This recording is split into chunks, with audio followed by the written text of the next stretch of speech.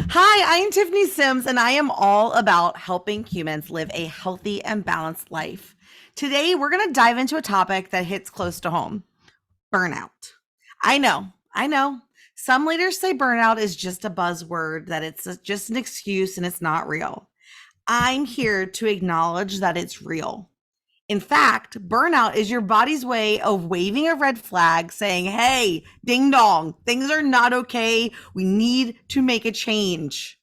So, whether you can define the word burnout or not, you know the feeling: constant exhaustion, dwindling, blah, blah, blah. So, the feeling, it's exhaustion, it's lack of enthusiasm, it's that nagging sense that something's not right, but you don't know how to fix it no matter what you try. Like, it just doesn't get better. It can show up as fatigue, irritability, weight gain, and some other weird physical symptoms like headaches and stomach issues. And at the end of the day, whatever you call it and however you describe it for you, it sucks. And it can feel hopeless, especially when you've been trying to manage your burnout for a while. And I really emphasize the word manage. I tried to manage my burnout, and it landed me in the doctor's office with the doctor telling me that if I didn't make a change and figure out how to turn things around, I was going to end up back in her office with having a heart attack for real that time. Because you see, my burnout led to me going to the doctor because I thought I was having many heart attacks.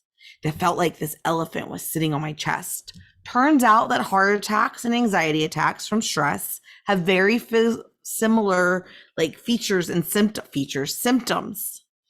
And so I want you to know that if you're experiencing burnout right now and it's feeling helpless and it's feeling hopeless, don't worry.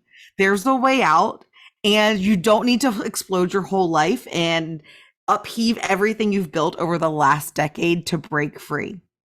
Oh, wait. Am I the only one who's imagined blowing everything up and living under a bridge? I don't think so. Funny story. Funny, not haha, but like funny, true, is I really contemplated, like, I had looked at tents. I was going to buy myself this really, really nice tent, and I imagined what it would be like to just live under a bridge and have a gym membership, because I thought for $24 a month, if I had to live under a bridge, I could come up with $24 a month to be able to go to the gym every day to take a shower. Like, so if you're experiencing burnout right now and you're having those really weird, dark thoughts, I feel you. And so I wanted to just let you know that I am living proof that things can turn around. And before I give you the World Health Organization's definition of burnout, I want to talk about what burnout isn't. It's not laziness. It doesn't mean you're afraid of hard work. And it's definitely not you being dramatic or ungrateful for the life or opportunities that you have right in front of you. Because I don't know about you, but for me, those were the things that people said to me when I was describing what I was going through, when I was describing how I was feeling, when I was describing what was happening inside my body, and that I felt like I had no control. So, according to the World Health Organization, burnout is a syndrome resulting from chronic workplace stress that has not been successfully managed. And they give it three characteristics: one, feeling of energy depletion or exhaustion; two, an increased mental distance from one's job, or this feeling of negativism or cynicism related to one's job; and three, reduced professional efficacy. And the World Health Organization goes on to state that burnout refers specifically to this phenomena in an occupational context and should not be applied to describe experiences in other areas of life. And I disagree. I think those limitations are BS. Burnout isn't just a state of mind. It can have serious health effects on your physical health.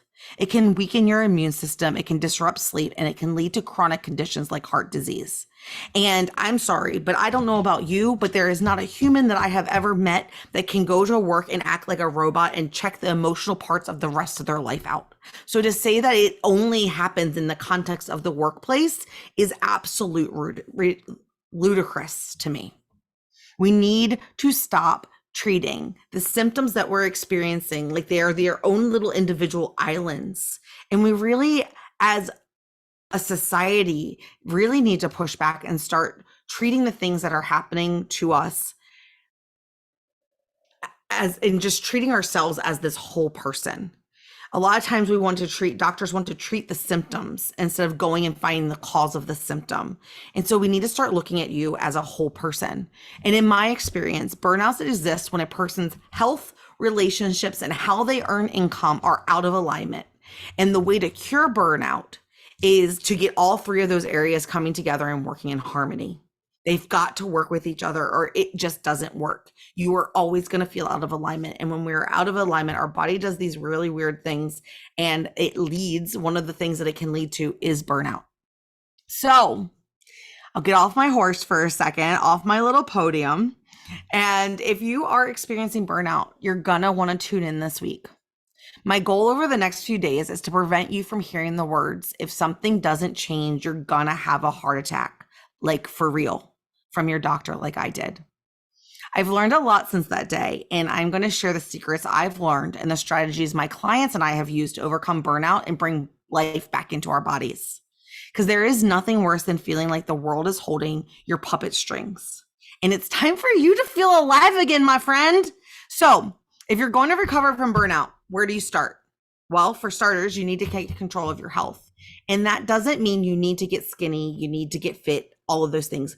Health is from the inside out. And that starts, and in order to be healthy, I truly believe that starts with you learning how to control your own calendar. And I'm not saying that everyone needs to go start their own business and be an entrepreneur. No, I learned how to control my calendar when I was working 16 hours a day for someone else before I went on this adventure of starting my own business. And so I want to help you free up an hour in your calendar, and I want to help you take control of your calendar so that you can actually be a healthy person. So what I want you to do today is drop the word time in the comments for a copy of my time hacks for healthier living. And it's going to help you learn some time hacks to get healthy and to free time up in your schedule so that you can start the process of recovering from burnout. Okay. This week, like I said, we're going to go over burnout. I'm going to give you some tactical strategies. And today it starts with those time hacks. So thanks for joining me, and I will see you tomorrow.